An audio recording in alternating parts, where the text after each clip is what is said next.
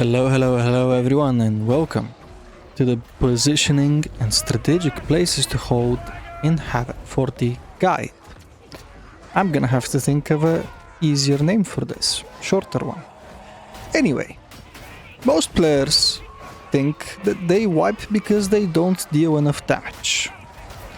And they install these scoreboards, look at the scoreboards and think they're so good because they're on top of the scoreboard and all that. But in reality, many runs fail before the first shot is even fired. The team chooses a bad position, gets surrounded, loses line of sight of each other, and suddenly everyone is fighting a different battle. Separated, you are weak, but together, Ape is strong. Today we're going to talk about positioning and strategic locations to hold. Not builds, not weapons, not talent trees, just where you stand and why it matters. Because in Havoc 40, positioning often matters more than your build. For real. The golden rule about builds. The first thing to understand is that your position determines how many threats you have to deal with at the same time. Imagine fighting a mixed horde in the middle of an open room. Enemies can approach from every direction, gunners can shoot from multiple angles, specialists have countless paths to reach you. Your attention is split everywhere. And you only have two eyes. Now imagine fighting that exact same wave in a doorway. The horde will be coming from one direction. Your front line knows exactly where to stand. Your back line knows exactly where to shoot. The difficulty of the encounter drops dramatically. The enemies haven't changed, the terrain has. Good positioning is about reducing variables and making it difficult for the enemy to reach you by making them climb up ledges, which slows them down and stops them from being able to attack you while climbing. What makes a good hold position? Whenever you're evaluating a location, ask yourself 4 questions. Can we prevent being surrounded? The best position reduces the number of angles enemies can attack from. A hallway, a doorway, a corner, a staircase. Anything that funnels enemies into a predictable path. If enemies can attack from all directions, your team is constantly reacting, and eventually somebody is gonna react slow, get hit, get downed, and then the pins roll together down the drain.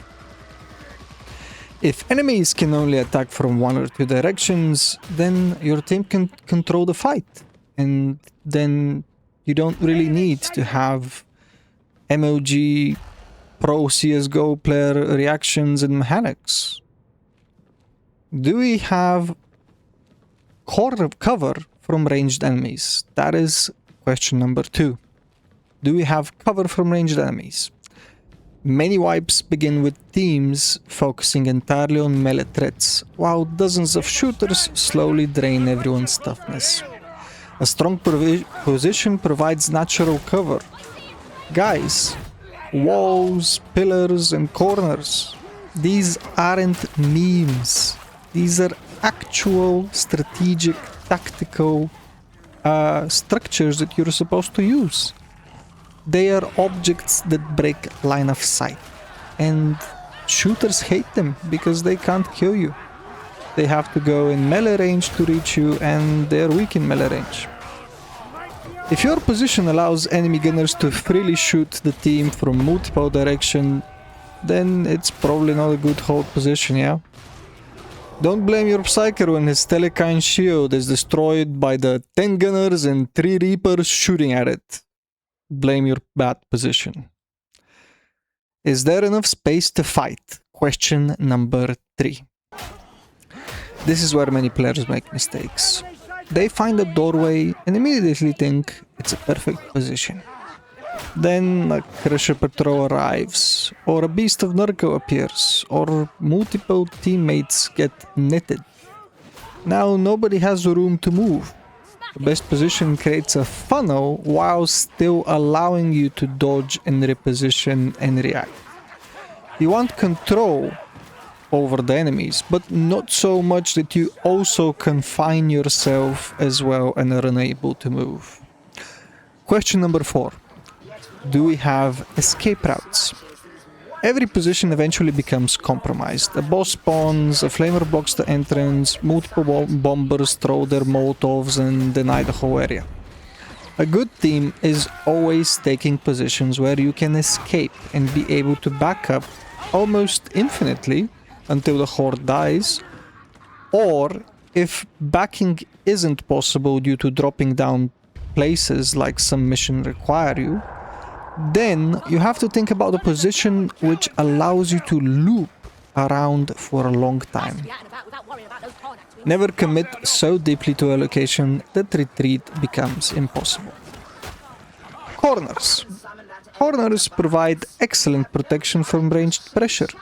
You can swap between two corners, and what this does is that the little shooters will start to drop down from their good position to try and find a spot where they can shoot you from. And now they've given up their good position and you can kill them. Staircases. Staircases are surprisingly powerful. Enemies naturally bunch up together while moving up or down in the staircase. It's kinda like a doorway. This creates opportunities for cleave weapons, grenades, smite, flame weapons, and crowd control abilities to deal an insane amount of damage.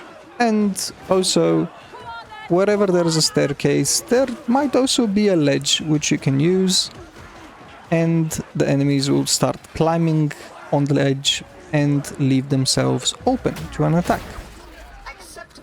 Now, when not to hold the position, one of the biggest mistakes players make is trying to defend every location they're in.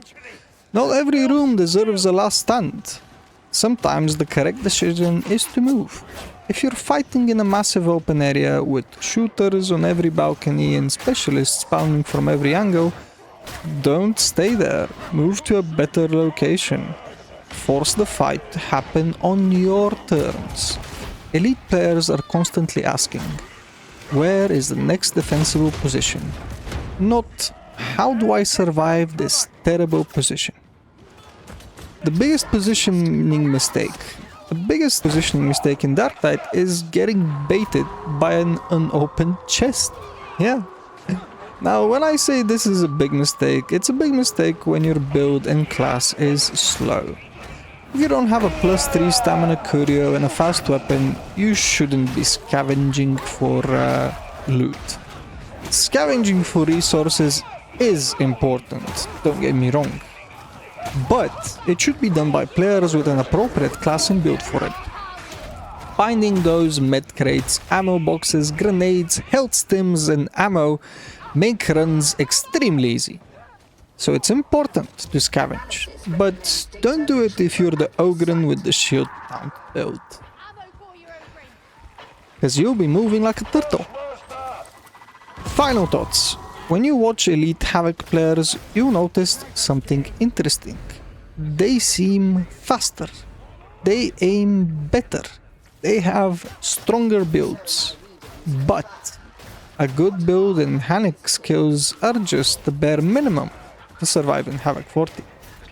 Positioning is the key factor that will actually improve your win rate in Havoc 40.